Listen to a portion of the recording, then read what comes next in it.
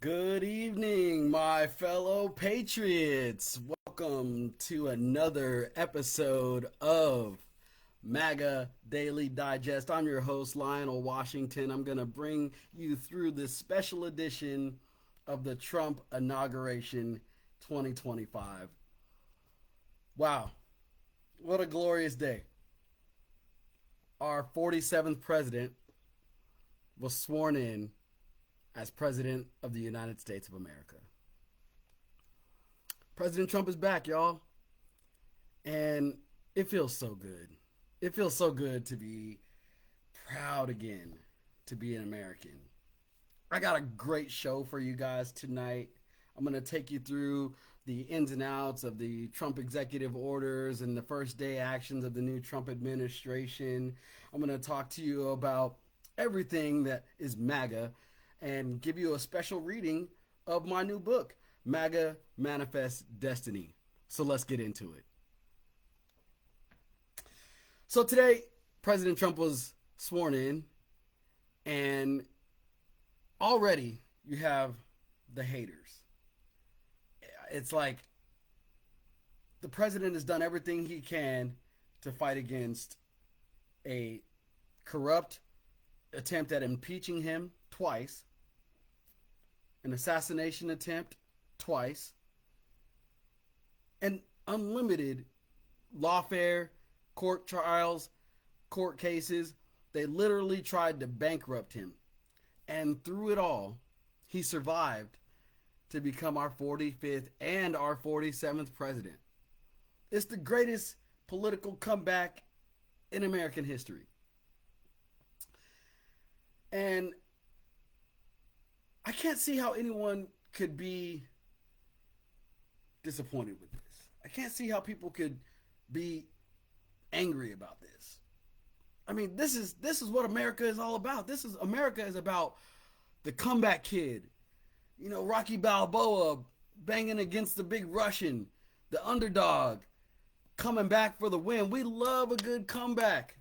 That's why Tom Brady was so popular. We love a good comeback story. But there are people on the left that are ready to just scream their heads off. And I'll tell you, from personal experience, I was there in 2017, when Trump was elected last time, and I was a Democrat at that time. And I remember feeling like the world was going to end because President Trump was elected. Now, I remind you that I was a national delegate elected from Congressional District 5 from Colorado Springs, El Paso County, to represent President Obama, and I was elected from Congressional District 15, Florida, to represent Hillary Clinton at the National Convention. So when Trump was elected the first time, I was devastated. Just like many liberals are today. I didn't know how to make heads or tail of the fact that this monster and Hitler was elected to be president of the United States. I lost a lot of faith in my country, and I didn't know I didn't know really how to respond, and so, I took some time away from social media, and I just watched with an objective eye what President Trump was going to do. And I tell you, it was more about how the Democratic Party responded to Trump the first time he was elected versus anything that President Trump did that really made me believe in him. I really just saw the Democrats being completely irrational. And I'll speak specifically to Congresswoman Frederica Wilson. In October of 2017, she used the death of Staff Sergeant LaDavid Johnson for political gain. She used the death of those soldiers in Africa for political gain in 2017. And Congresswoman Frederica Wilson from here in Florida, she's very flamboyant. She wears big, flamboyant cowboy hats and stuff like that at the convention. You can't miss her.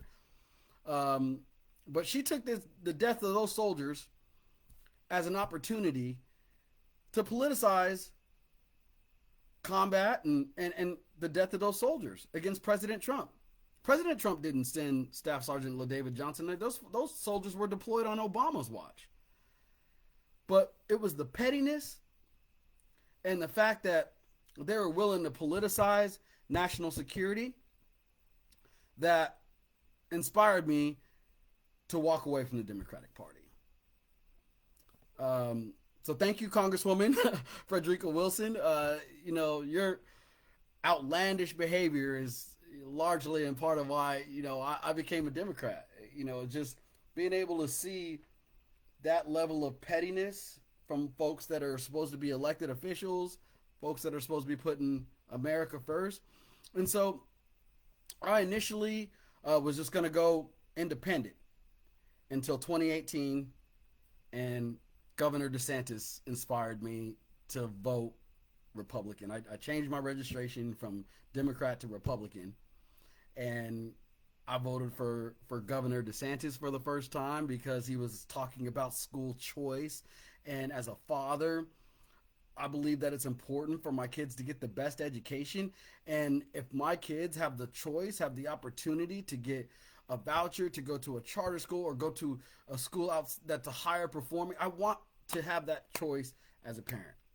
So if Republicans are out there wondering how they're going to communicate to those urban moms and urban parents that are deciding elections, school choice is one of those issues that hit home for me. So if you want to summarize it, I became a Republican strictly on national security and school choice. And obviously, I've been a capitalist. I've worked in banking and finance my entire career. So I've always supported free market capitalism.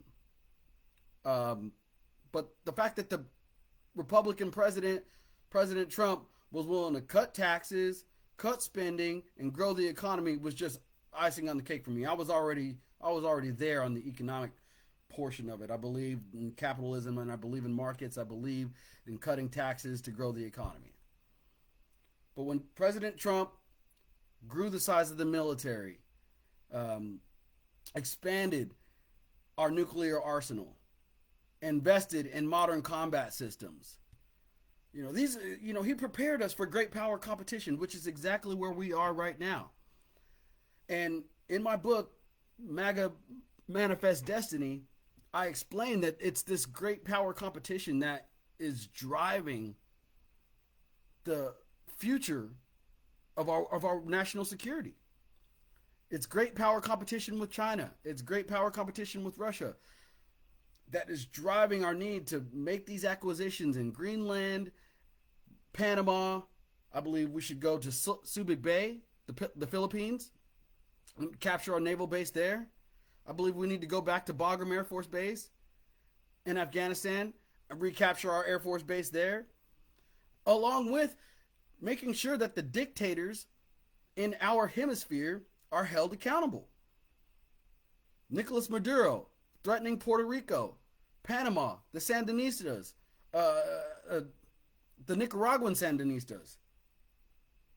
These are threats to our national security in our own hemisphere. And amen for Marco Rubio being Secretary of State, because it's Marco Rubio that has that focus on the Americas, the focus on our Western Hemisphere. Being bilingual is going to be a tremendous asset for him as our chief diplomat. And so, for me, I think about the crisis that we have in our Western Hemisphere. And we need a strong president. And that's exactly why I became a Republican. President Trump was a strong national security president. Governor DeSantis was a strong school choice, and economic prosperity governor in Florida. And so it was very natural. It felt very natural for me to leave the Democratic Party and become a Republican. Um, and that was 2017. It's been 8 years. Um, I look back at my time as a Democrat now, and frankly, I wonder sometimes how I was even part of the Democratic Party with their agenda. Um, their agenda is completely anti-American. When you are talking about taxpayer-funded abortions, when you are talking about taxpayer-funded sex changes, okay, when you were talking about having soldiers in our military who are confused about what gender they are, that's a problem. And so it's just it really comes down to common sense. Um, and I think that it is indicative of the age old phrase that if you're not a Democrat when you're 20, you have no heart. But if you're not a Republican by the time you're 40, you don't have a brain.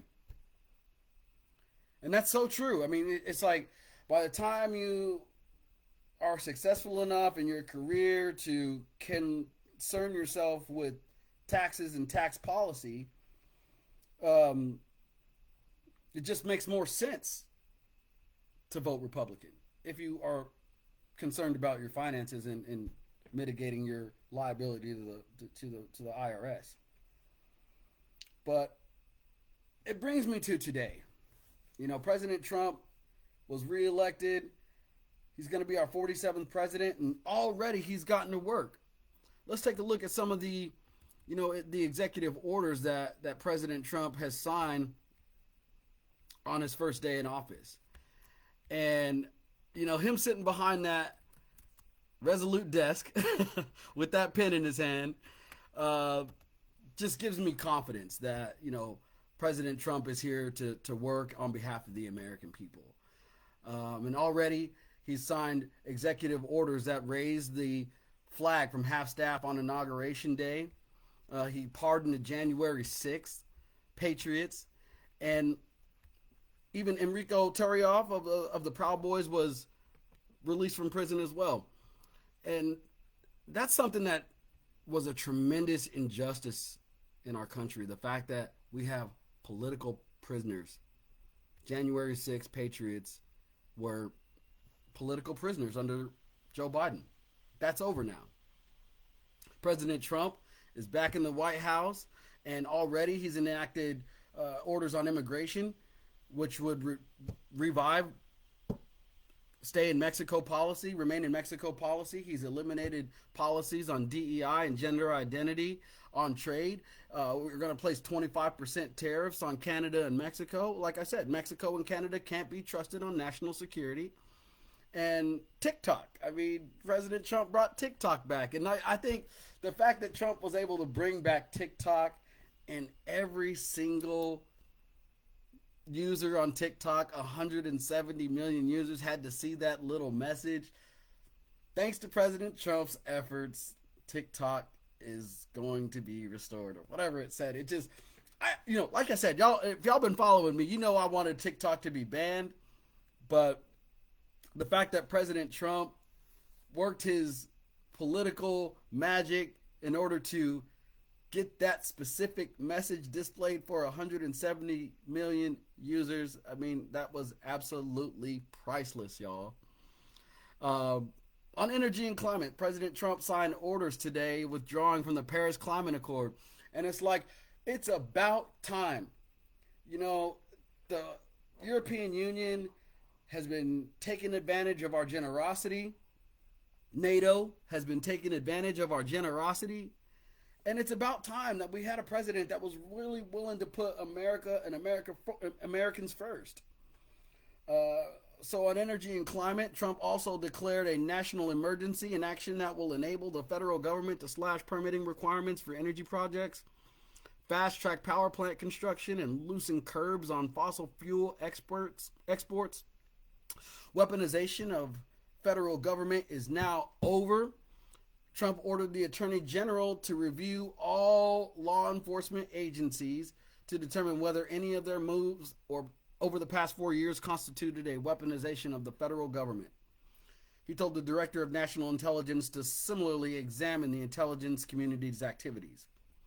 And on government efficiency, he signed an executive order creating the Office for Elon Musk, the Department of Government Efficiency. He also enacted an order that will freeze all federal hiring, as well as an order requiring workers within the executive branch to terminate remote work. Trump also granted full pardons to the January 6th defendants, and he renamed the Gulf of Mexico the Gulf of America. I mean, this is what I expected from our first president. You know, putting America first, our 47th president, putting America first. And so, you know, today is just, Ohio State won. Trump is back in the White House. You know, what a glorious day it is for America. OHIO for all you Ohio State fans out there. It just makes me feel good knowing that I'm going to lay my head in bed tonight, knowing that America can feel proud again. So, with that being said, y'all, I do want to give y'all an opportunity to hear another live reading of my book. I want to go ahead and get into chapter 1 of MAGA Manifest Destiny by Lionel Washington. I thank every one of y'all who are showing up to these live events and showing an interest in my book project. So I'm going to take a moment right now and read a little bit from the first chapter. I read my foreword to you last time. That's available on my channel as well. So if you go on my YouTube channel, MAGA Manifest Destiny, or on my Facebook Live thread, you should be able to see my past readings of the foreword of my book. So let's get into the first chapter of my book, MAGA Manifest Destiny by Lionel Washington. Chapter 1. The Case for MAGA Manifest Destiny, a Historical Foundation. In the Bible, Matthew 5:14 states, "You are the light of the world, a city that is set on a hill that cannot be hidden." Our 40th president, Ronald Reagan, in his farewell address to the nation, eloquently articulated this vision. I've spoken of the shining city upon a hill. In my mind, it was tall, proud city. In my mind, it was a tall, proud city built on rocks, stronger than oceans, windswept, God-blessed, and teeming with people of all kinds living in harmony and peace. A city with free ports that hummed with commerce and creativity. From Ronald Reagan. On November 5th, 2024, President Donald J. Trump was elected to become the 47th President of the United States, and only the second president after Grover Cleveland to be elected to 2 non-consecutive terms in the Oval Office. President Trump was given a mandate by the American people to pursue a vision of American greatness. President Trump has branded his political movement, Make America Great Again. MAGA is all about reestablishing America's role as a leader and a beacon of hope.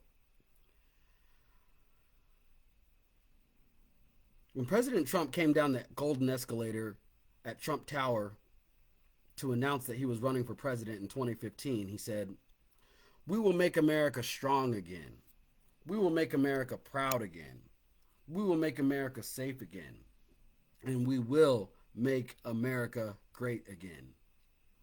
This quote reflects a vision of America as a powerful and influential nation, much like the city on the hill described in Matthew 5:14. This vision, deeply rooted in the American experiment, emphasizes the principles of liberty, justice, and individual freedom that underpinned the nation's founding.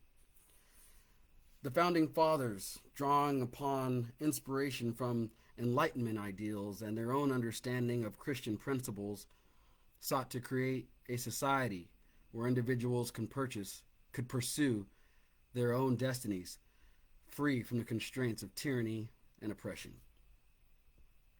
This emphasis on individual liberty enshrined in our founding artifacts, the Declaration of Independence and the Constitution, aligns with the biblical concept of divine conception of the United States of America as a nation blessed by God.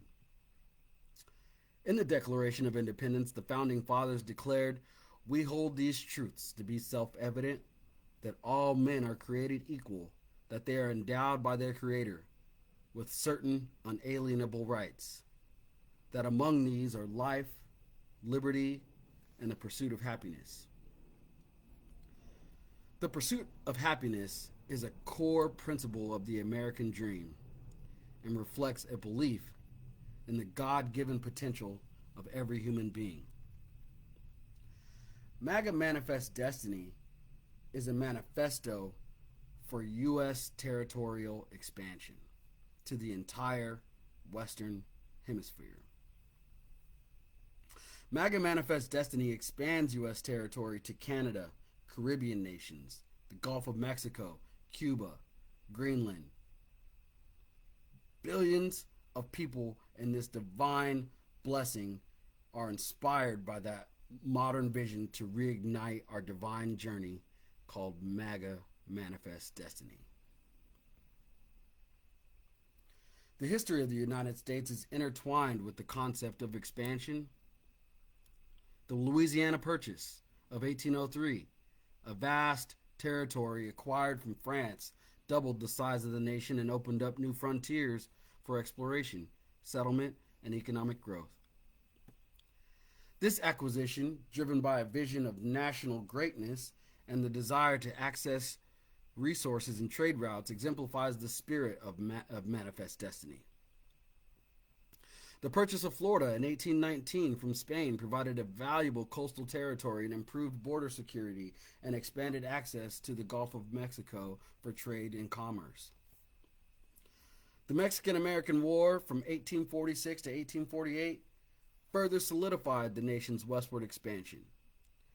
While a period of conflict, the war resulted in the United States acquiring significant territories, including California, Nevada, Utah, Arizona, and parts of New Mexico, Colorado, Wyoming, Kansas, and Oklahoma. These territories brought with them vast natural resources and potential for economic prosperity. The acquisition of Alaska in 1867 was initially met with the same skepticism that we see about modern MAGA Manifest Destiny. Many critics of U.S. expansion in 1867 scoffed at Secretary of State William Seward's purchase of Alaska, dubbed as Seward's Folly. The same anti-expansionist critics of today deride the idea of modern territorial expansion as unrealistic, costly, and potentially dangerous. Concerns about the economic burden, the potential conflict, and the social and political implications of incorporating new territories mirror the anxieties expressed about the Alaska Purchase. It is undisputed in the current reality that the U.S. expansion into Alaska demonstrated the foresight and ambition of American leadership. This so-called Seward's Folly proved to be one of the most prudent investments in our nation's territorial expansion, provided the United States with abundant natural resources and strategic advantages over Russia and China. These historical examples illustrate the benefits of territorial expansion for the United States: increased economic power, greater access to resources, and enhanced national security. MAGA Manifest Destiny seeks to build upon this legacy, recognizing that the nation's greatness is inextricably linked to its ability to expand its influence and reach. The belief in American exceptionalism is the belief in the idea that the United States possesses a unique and special character and has played a significant role in shaping the nation's identity. This belief is rooted in the divine inspiration of the founding principles of our republic: liberty, democracy, and individual rights. These heavenly principles have driven American progress and inspired generations of American citizens. MAGA Manifest Destiny draws upon this sense of exceptionalism, arguing the United States has a unique responsibility to promote its Judeo Christian values and way of life on a global scale. This will require a massive effort from churches, synagogues, corporations, and media influencers to evangelize our values when incorporating new territories to ensure alignment with American ideals while fostering economic and cultural exchange. The concept of MAGA Manifest Destiny integrates with a devout interpretation for the nation's expansion as a fulfillment of a divine purpose, a mission to spread liberty and prosperity around the globe. So that's it, y'all. I appreciate you guys taking the time to join me on my live broadcast here on Facebook, and I really just hope that you guys continue to like and subscribe and follow my page, because this is going to be an amazing new golden era in the United States of America. So with that, I'm going to close out and say good night. And as always, if you ain't on the Trump train, you better get off the tracks. Thanks for watching another episode of MAGA Manifest Destiny on the MAGA Daily Digest. I'm your host, Lionel Washington. Thank you and good night.